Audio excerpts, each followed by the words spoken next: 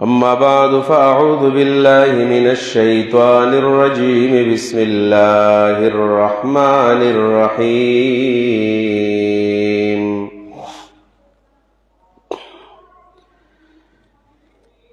يا أيها الذين آمنوا كتب عليكم الصيام كما كتب على الذين من قبلكم لعلكم تتقون. وقال النبي صلى الله عليه وسلم: من لم يدع قول الزور والعمل به فليس لله حاجة في أن يدع طعامه وشرابه. سبحانك لا علم لنا إلا ما علمتنا إنك أنت العليم الحكيم. د روزي مبارک میاش روانه ده او یو نصف داغه پوره شو او نن د دې مبارکي میاشتې شپاړسمه روزه ده. الله رب العالمین په دې باندې شکر ادا کوو چې الله دا توفیق راکو چې موږ د الله د پاره روزي ونیولې او د الله رب العالمین د پاره خوراک او اسکا کو خپل شهوات پرې خودلې دي، نو دا ان شاء الله د خیر باعث دی. او کوم کار چې د الله د رضا د پاره وشي او د الله د پاره وشي هم دغه کار بنیادی کار دی او په دې باندې الله خوشالي. مخکې دا دو جمعې وشولې او روزې میاشت نو موږ کوشش هم داسې کوو چې د روزې متعلق پکې داسې څه خبره بیان شي چې موږ ته پکې روزهدارو ته پکې فایده میلاو شي. نو په دغه مناسبت باندې نن چې کوم حدیث ما بیان کو نو د دې تعلق هم د روزې د پرهیز او د روزې د آداب سره دی. اگر چې دا خو په ابتدا کې بیانول پکاري چې د آداب موږ ته معلومي چې د روزې څه آداب دي او څه قواعد او څه ضوابط دي. خو که یو روزم د آداب سره او د قواعد او ضوابط سره ونیول شي او د هغې حق ادا شي نو الله ته هیڅ ګرانه نه ده. د هغې یوې روزې په برکت باندې الله زموږ مغفرت وکړي او الله موږ جنت ته بوځي. ځکه چې داسې مثالونه موجود دي چې ډېر واړه واړه اعمال خلقو کړي دي او الله رب العالمین د هغې وړو وړو اعمالو په برکت باندې د هغوی مغفرت کړی دی. او داسې واړه واړه کارونه دي چې هغه واړه واړه کارونه خلقو کړي دي خدای ته ګناه نه دی ویلې، نو د هغې وړې ګناه په وجه باندې الله جهنم ته هم خلق لیږلي دي. ځکه خو به مور بیبي حضرت عائشه رضی الله عنها فرمایل چې نبی علیه الصلاة والسلام وایي چې یا عائشه لا تحقرن من المعروف شیئا. عائشه ګورې چېرته نیکۍ ته سپک ونه ګورې، ورکوټې نظر ورته ونه کړي. او یو وخت کې د دا ویل دی ایاک او محقرات الذنوب، د ورکوټو ګناهونو هم ځان ساته. نو که نیکي ورکوټې ده نو پرېږدی م، او که ګناه ډېره زیاته ورکوټې ده نو سپک نظر ورته مه کوه، د هغې نه د ځان د بچ کولو کوشش کوه. دا د مؤمن شان دی. نو هغه مشهور حدیث دی که نه چې رسول الله صلی الله علیه وسلم فرمایي چې په بني اسرائیل کې یو زنانه وه او بغیه وه، بدعمله زنانه وه، کردار هم ټیک نه و. خو په یو وخت کې ته یو ښه کار شوی او ډېر په ښه جذبه باندې او په ښه نیت باندې کړی و. او هغه کار داسې و چې بهر راوتلې وه او تندې اغستې وه، ډېره زیاته تږې وه. او د دې زنانه نظر په یو طرف بل طرف باندې پرېوځي چې چېرته اوبه په نظر باندې راشي چې دا اوبه وڅښم. لرې ځای کې ورته چېرته داسې کویه په نظر باندې راغی، په منډه منډه باندې لاړله او داسې ورسم لاسته پې لکه څنګه چې حیوان چینه باندې په کوي باندې ورسملي ورسم لاسته او دا خولې ورښکته کړله او اوبې وڅښلې. تندې ماته شوله چې څنګه راوچته شوله، ویې کتل د کوي په دې غاړه باندې یو سپی دی او دا ژبې را ایستلې ده او حدیث کې راځي دومره تږی دی چې کله داسې لمده غونې خټه وویني نو په هغې باندې زور کي چې د دې نه ماته داسې احساس کې اوبه راوځي. و دې زنانه احساس وکړو چې دې سپي ته داسې تنده لګېدلې ده کومه تنده چې ما ته لګېدلې وه. نو فوراً یې خپل لوپټه راواغستله او موزه یې ویستله او په دې موزه پسې د خپل لوپټه وتړله او دا ویډیو کې تور ښکته کوله. په دې موزه کې به څومره اوبه راتللې، موزه کې خو به نه سارېږي.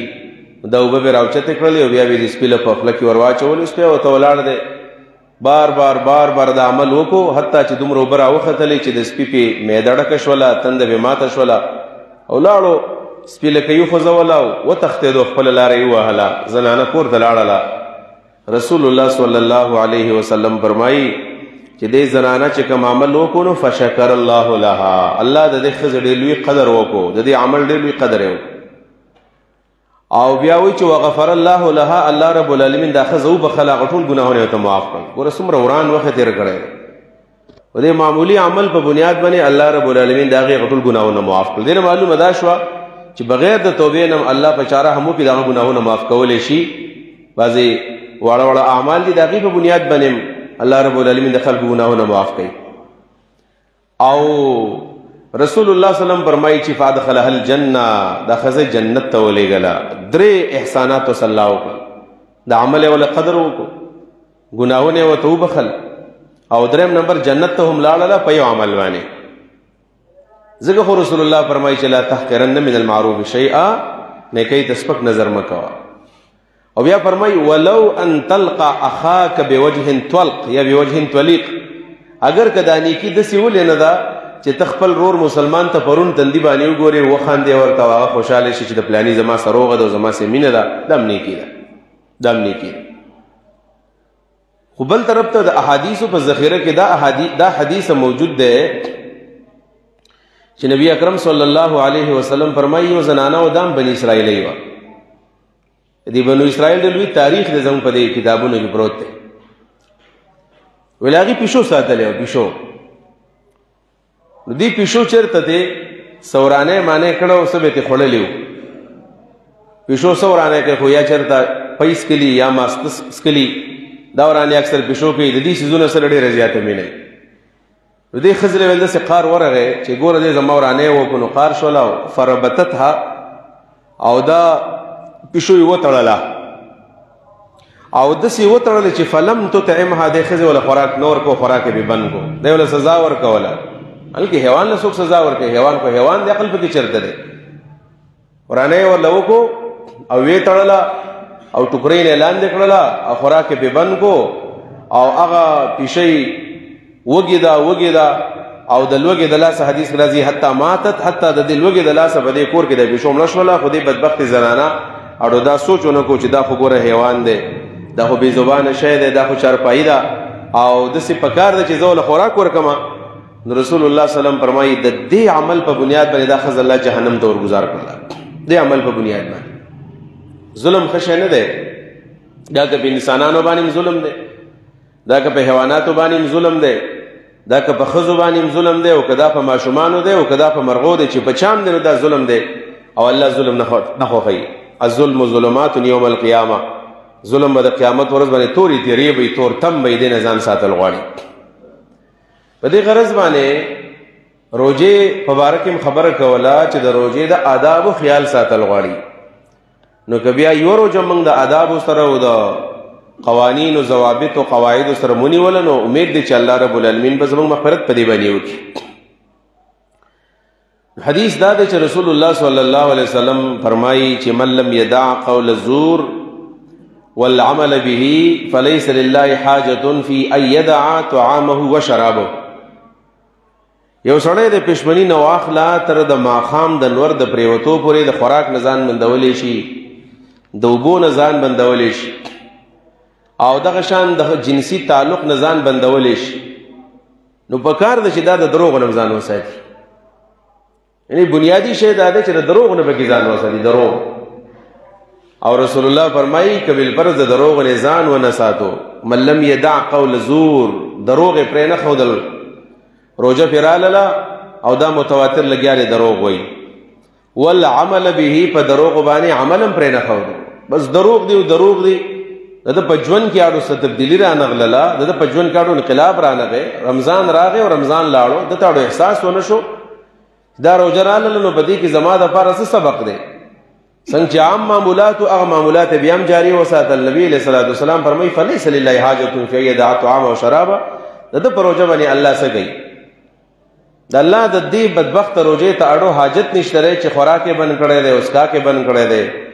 چې خوراک اسکاک دې بند کو درو خو بند که نه، خوراک اسکاک خو ستا دپاره حلالو، په دې 11 میاشتو کې ستا دپاره حلالو، نو هغه دې بند کړ، نو کوم شی چې ټول عمر ستا دپاره حرام دی ولې نه پرېږدې؟ دې حدیث نه خصوصي دا خبره معلومه شول عزتمندو چې ګناهونه په روژه کې نه دي کول پکار، او خاص کر چې موږ پکې د دروغو نه ځان وساتو. بعضې انسانان یې د هغوی ژوند د دروغو سره تړلی شوی، په کور کې ښځې د دروغ، بچو د دروغ، موبایل باندې دروغ، په جومات کې دروغ، ګاونډیانو سره دروغ. او کله کله خو انسان دومره زیات مشهور شي چې خلک اړو په هغه باندې بیا اعتماد هم نه کوي، یاره وایي د پلاني ویلي دي، د دروغ وایي. نو په هره خبره به د هغه نه بیا قسم مطالبه کوي، ته قسم وکړه. نو دروغجن سړي ته قسم څه ښکاري؟ چې سړی دروغ وایي که نه دروغ، نو هغه ته قسم کول څه ښکاري؟ دا چې کله سړی دروغ نه وي نو هله ورته قسم کول ګراني، چې کله دروغ سړی شروع کړي بیا ورته قسم کول ډېر زیات اساني، هغه ډېر په اسانه باندې قسمونه کوي. لہذا دروغ نه ځان ساتل غواړي. زمونږ د روژې د آدابو نه یو اهم ادب دا دی چې موږ خپلې روژې د دروغ ګویۍ نه او د دروغو د اورېدو نه بچ کړو. دروغ ګویي او دروغ اورېدل په دې باندې روژې خرابېږي. یو حدیث کې رسول الله صلی الله علیه وسلم فرمایي کم من صائم لیس له من صیامه الا الظمأ وکم من قائم لیس له من قیامه الا السحر. یعنی دو قسمه خلق نبی علیہ السلام یاد کړل، دا دواړه دا د روژې سره متعلق دي. یو هغه سړی دی چې د ورځې روژه نیسي، صائم ورته ویلی کېږي، او یو هغه دی چې دا د شپې ولاړ دی قائم. قائم هغه دی چې په قیام باندې دا ټول وخت په قیام باندې تیر کړي، اوږد اوږد قیامونه کوي، اوږد اوږد لمونځونه د شپې وکړي، او ماسخوتن د مانځه نه پس ودرېدو او د سهار د پېشمنو پورې ولاړ دی په مسله باندې. داسې موږ نشو کولی. ګورئ او خو دغه لنډې لنډې تراویح دي او 40-50 منټ چې تیر کړو نو بیا ستړي ستومانه یو. او 40-50 منټ هم پکې ډېر کم خلک تېرې، خلک یې زر زر کوي. اگر چې زه تاسو دا مې چې زمونږ د دې علاقې د دې دیر د علاقې رواج نسبتاً ښه دی، ځکه زه ګرځېدلی یم، زمونږ د دې علاقو تراویح نسبتاً ښې دي، بلکې ډېرې ښې ورته زه ویم. دا چې د ملکنډ نه ورښکته شي څوک خفه نه شي په دې خبرو باندې. اکثر زمونږ د هغه ملګري خبرې واوري نو بیا کله خفه شي، خو دې ملکنډ نه ورښکته شي نو هغه ځای کې بیا د دې عبادتونو سره بالکل لوبې کېږي، بالکل لوبې ورسره کېږي. موږ چارسده کې زه مدرسه کې استاد وم، روژه راغله، موږ دوه ملګري وو، ما ورته ویل تراویح به شریکې کوو، کله به 2 کسان یو نو لس به ته کې لس به بیا زه کومه، دا خلک به سودرېږي نو ټیم هم پکې ډېر تېرو، ګنټه به پکې تېرو، په باندې به تېرو، نو ښه ده. ځکه یو کس تراویح کوي نو هغه ستړی شي، نو چې دوی نو ښه تازه یې ورته. په اوله ورځ باندې موږ په 2 کسه باندې تراویح پړاو کړلې، نو دا کلیوال خو ټول راغلي 200 بخه برابر موږ پسې ولاړو، او ډېر موږ چې ډېر مزه یې وکړله، ځکه چې ګنټه مې تېره کړله.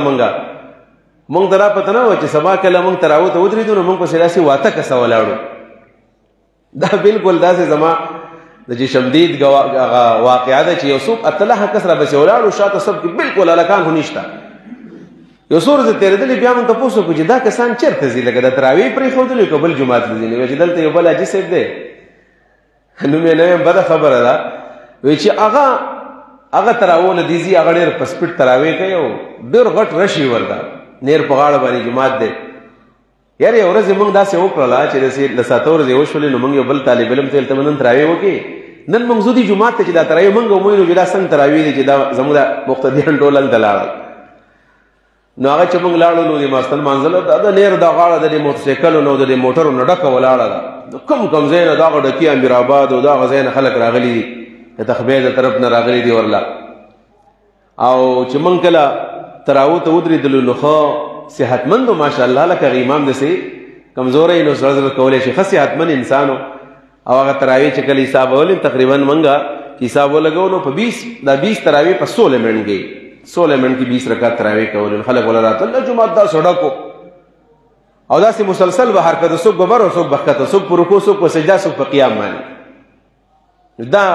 دا تراویح دي رسول الله مبارک صلی الله علیه وسلم فرمایي کم من صائم ليس له من صيام الا الظما وكم من قائم ليس له من قيام الا السحر ډیر داسې خلک به ټول شپه به الله تعالی خو دله به الله په دې قیام باندې ثواب نه ورکوي بلکې بېخوبي به ورله ورکوي د دې په ځای په کار د تلی وی او ښه په ارام باندې ویده شوی وی نو ټیک د عبادت به دې نه وی کړی خو خندا خو به دې هم نه وه کړی که نه د قرآن کریم په لعنت کې به نه وی راغلی ځکه چې رسول الله صلی وسلم فرمایي چې رب قارئ یقرأ القرآن والقرآن یلعنه ډېر قاریان داسې دي قرآن وایي قرآن ورته بېرته خیرې کوي نو قرآن خو د خیرې نه وی کړی که نه په ارام به پروت وی عبادت به دې نه وی کړی د خیرو د قرآن نه به دې ځان ساتلی وی او رسول الله فرمایي کم من صائم ليس له من صيام الا الظما ډېر داسې روزدار دي چې هغوی ته د روژې په وجه باندې صرف او صرف تند میلاویږي چې دا تږي شي چونکې عربو کې ګرمي ډېره زیاته وه نو دا تنده مناسبه لګېده دلته خلک وږې کېږي د ژمي روژه کې خلک وږې کېږي نو لوږه او تنده ورته میلاو شي بس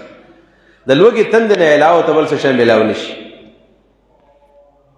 نبی علیه صلات وسلام د هر خبرې چې که نه حقیقت دا دی چې رسول الله صلی الله علیه وسلم خبرې ډېرې زیاتې تللې خبرې فعل الحکیم لا یخلو عن الحکمه دا یو څو ورځې زه ګورم په دې میډیا باندې موږ مسلمانان دې حد ته رسېدلي یو که نه چې موږ ټول عبادتونه دا خو موږ چې کوو نو دا په لالچ باندې او دا موږ د دنیایي اغراضو او د منافعو په خاطر باندې موږ دا عبادتونه کوو لالچ را پکې ډېر زیات دی نن سبا یو موضوع په پاکستان کې چلیږي پروګرامات خلک کوي چې د روژې داسې څه فواید دي طبي فواید د روژې څه دي چې موږ ته څوک بیان کړي طبي فواید او داسې د انسان په جسم باندې د روژې کم اثرات دي نن ټول دغه موضوعات چلیږي عام طور باندې په کالجونو کې په یونیورسټو کې په عامو پروګراماتو کې چې دا افطاریانې کېږي نو دا پروګرامات روان دي چاره د دې روژې په انساني بدن باندې څه اثرات دي او انسان بدن ته پکې څومره فایده ده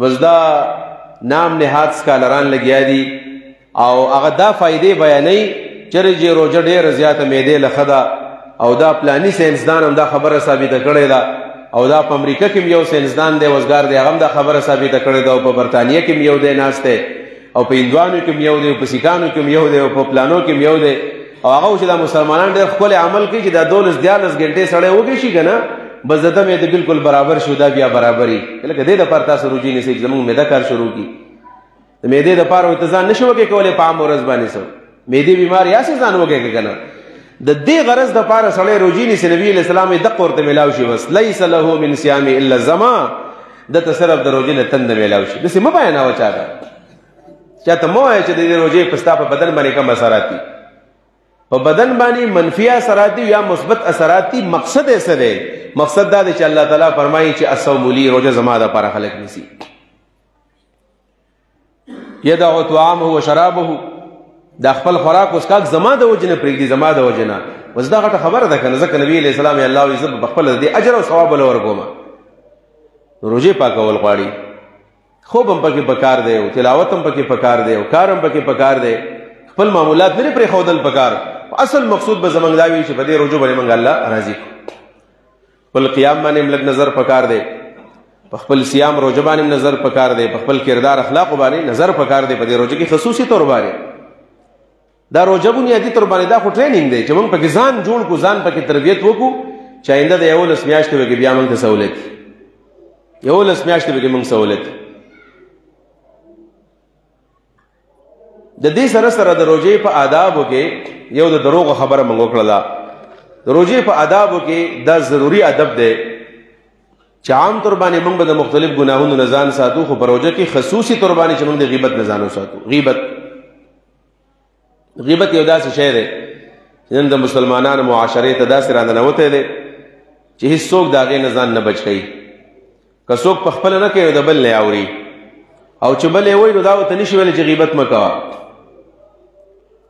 راځئ چې په هغه احادیثو باندې موږ نظر واچو چې په کومو احادیثو کې د غیبت مذمت راغلی دی نو بیا به موږ تعالی د هغې اندازه وشو څومره لویه ګناه ده قرآن کریم سورة الحجرات د دې په باره کې څه وایي نو قرآن کریم کې خو الله رب کریم فرمایي چې لا یغتب بعضکم بعضا، مسلمانانو د یو بل غیبتونه مه کوئ. ګناه ده ایحب احدکم ان یاکل لحم اخیه میتا فکرهتموه. تاسو دا ښه ګڼئ چې ستاسو ورور مړ شي او تاسو لاړ شئ چوړکۍ راوالئ او د هغې نه غوښې پرې کوئ او دا ځان نه سرې کوئ او دا خورئ. دا څوک کولی شي؟ دا دومره یعنې دا دومره مذموم او قبیح عمل دی. دا غیبت الله پې دومره خفه کېږي، دومره زیاته کرکه ته الله له ورځي او دومره الله دې عمل ته په بد نظر باندې ګوري لکه سړی دا نشي برداشت کولی چې د خپل مړ ورور غوښې راوالي او ځان له پخې کې ویې خوري. الله په دې نظر باندې غیبت ته ګوري. الله وایي دې نه خو ځان ساتئ، د غیبت نه ځان وساتئ.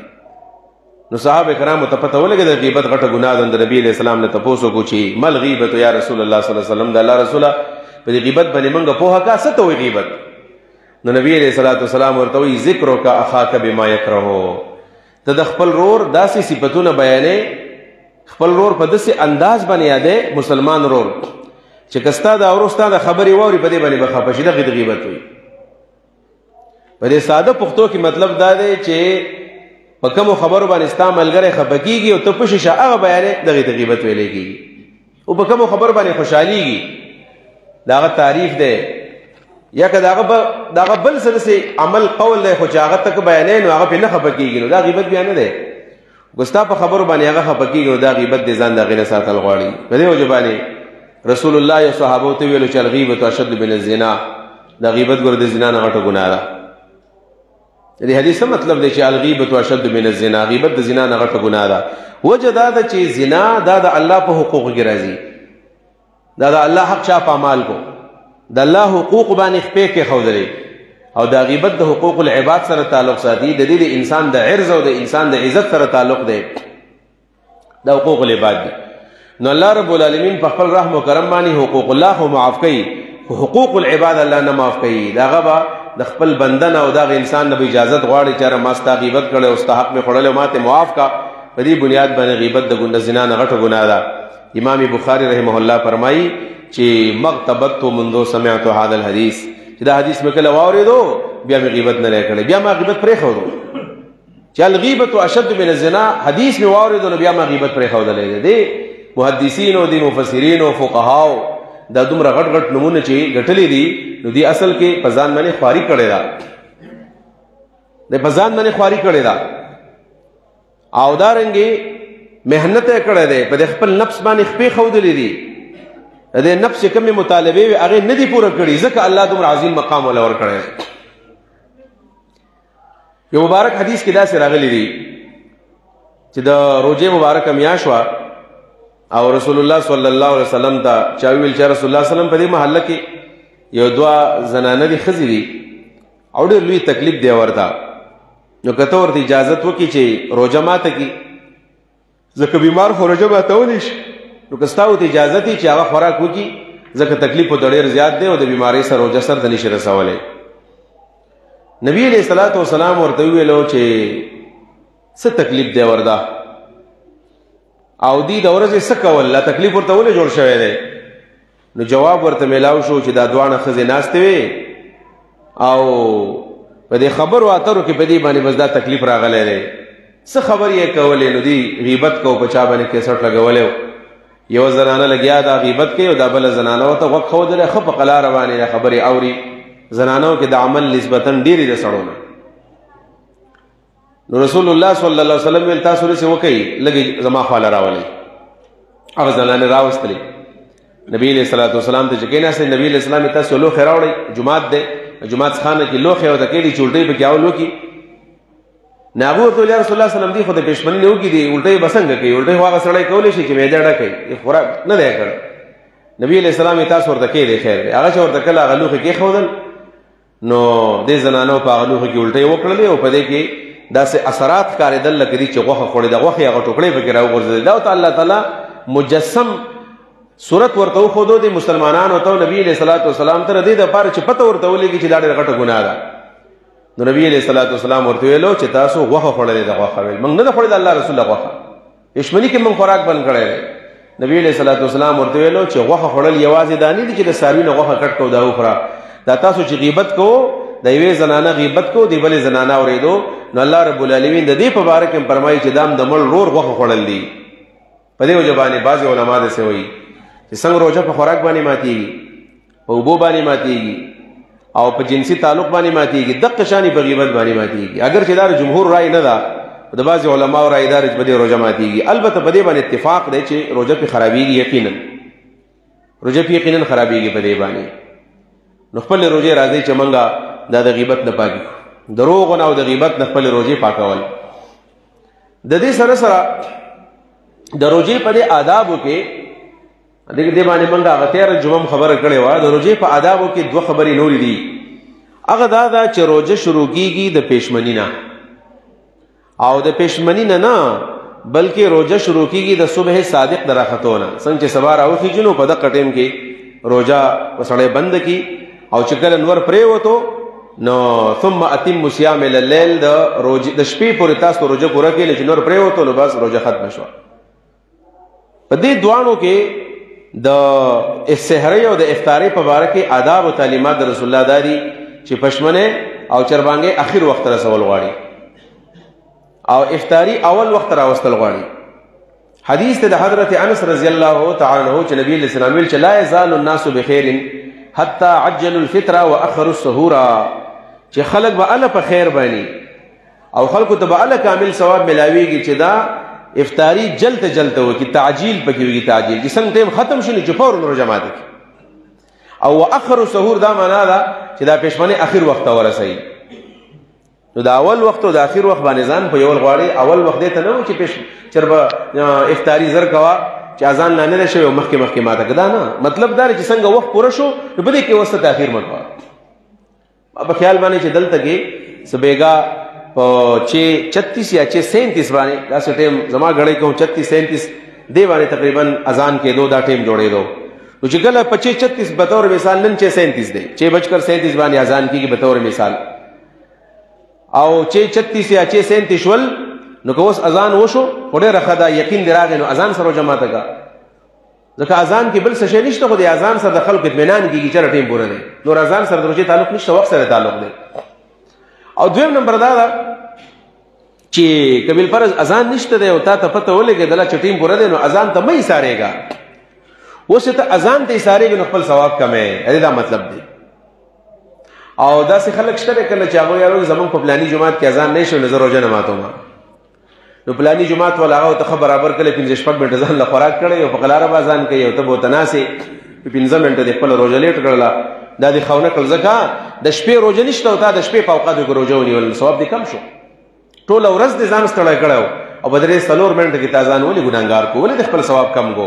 نو چې څنګه ټیم پوره کېږي نو بس دا ټول نظام الاوقات چې کوم د نور د سپوږمۍ دی نو دا د غړو سره او د انټرنیټ سره مربوط دی، د فلکیاتو سره مربوط دی. لہذا چې ټیم پوره شنو بیا روزه ماته کړه. دا ادب د روزې دی.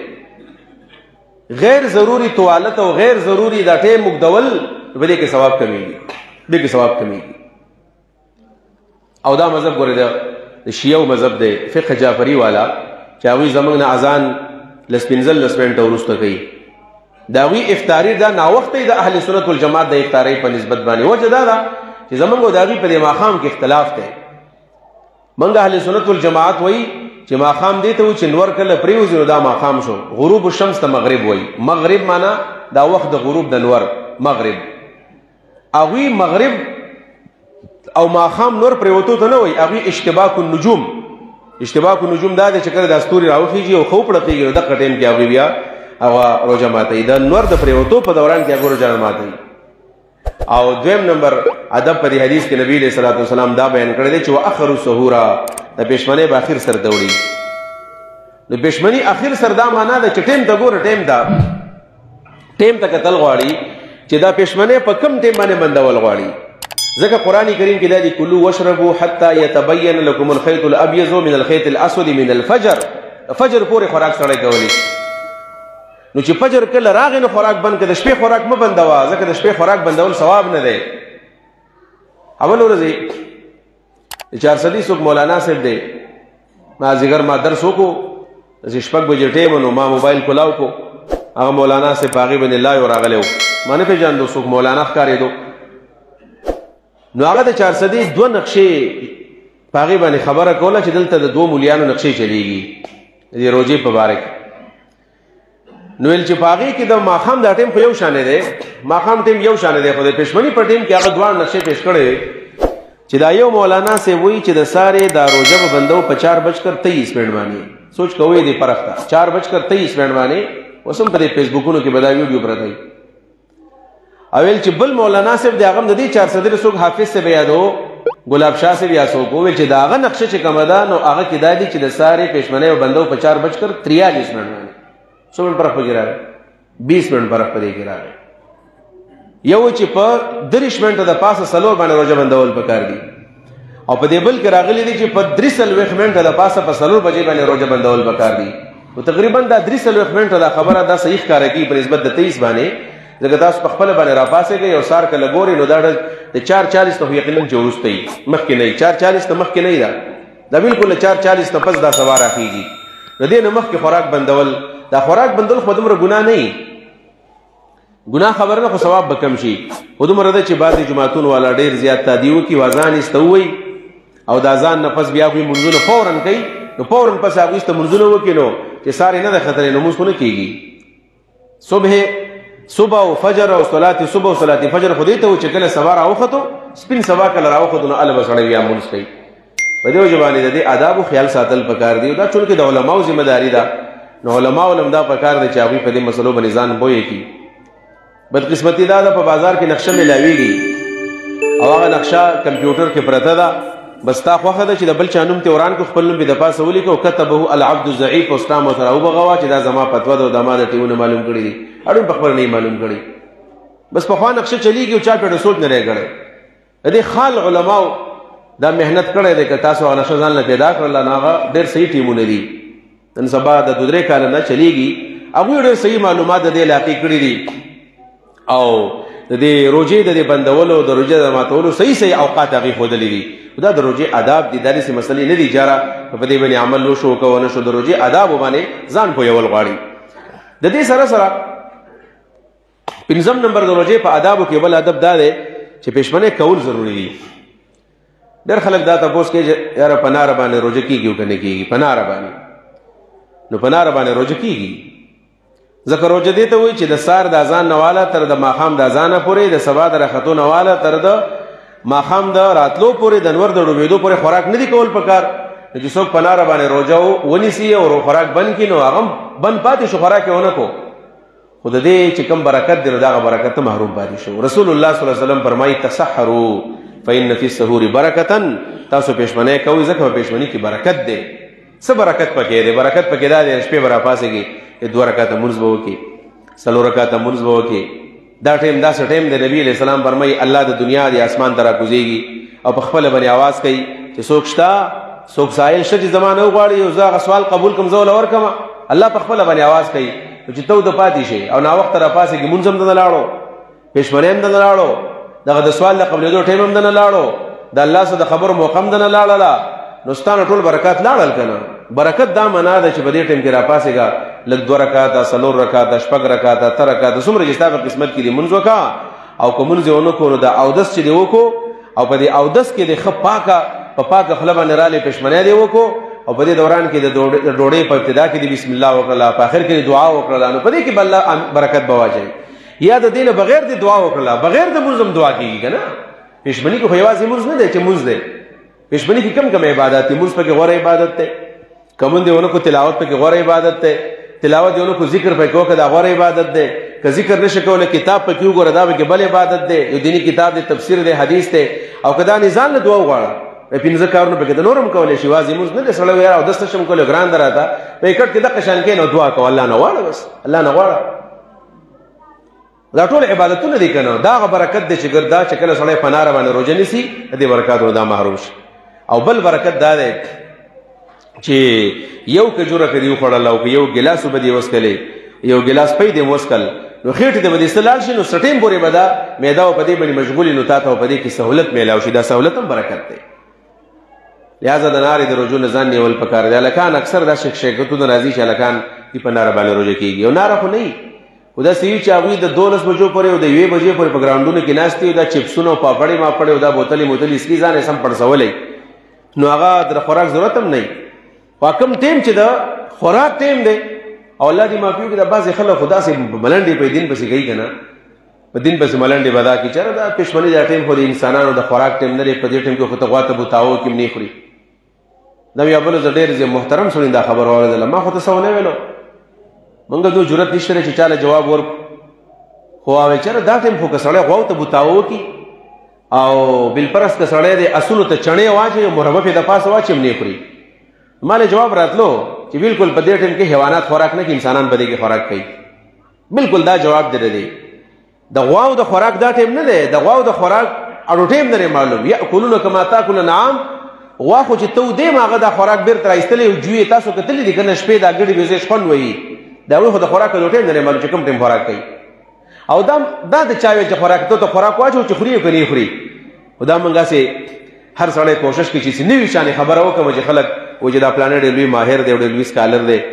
ګوره په دین پسې ډېرې ښې ملنډې کولی شي دې ملنډو نه ځان ساتل غواړي دا عبادتونه دي موږ ډېر کمزوري یو موږ یې هم نشو کولی موږ نه قیام اللیل وکړو نه م تراویح په صحیح طریقه باندې وکړلې نه م روجې پاکې کړلې شکر دی چې الله رب العالمین دا فطرانه او صدقة الفطر را لګلې دی چې نبي علیه صلات وسلام فرمایي چې په دې روجې پاکېږي طهرا للصیام و طعمة المساکین په دې باندې روجې پاکېږي او د غریبانانو خوراک دی نو په دې پاکېږي او دې آدابو چې موږ خیال کله وساتو انشاءالله تعالی امید دی چې د روجې په اخره شپه باندې بیا الله کومه فیصله کوي چې زه ما بخیل یی چې په دې کې موږ ځان راولو اب الله کېږي چې موږ د روجې آداب خیال وساتو د قواعد ضوابط خیال وساتو په هغه طریقې ونیسو په کومه طریقه باندې چې جناب رسول الله موږ ته حکم کړی دی کوم چلې موږ ته راښودلی دی الله رب العالمین دی زموږ په حال باندې رحم وکړي او دا څومره روجې چې موږ ونیولې څومره قیامونه څومره تلاوتونه څومره عبادات هم وکړل الله دې جمله عبادات زموږ خپل دربار کې قبول منظور کړي واخر دعوانا الحمد لله رب العالمین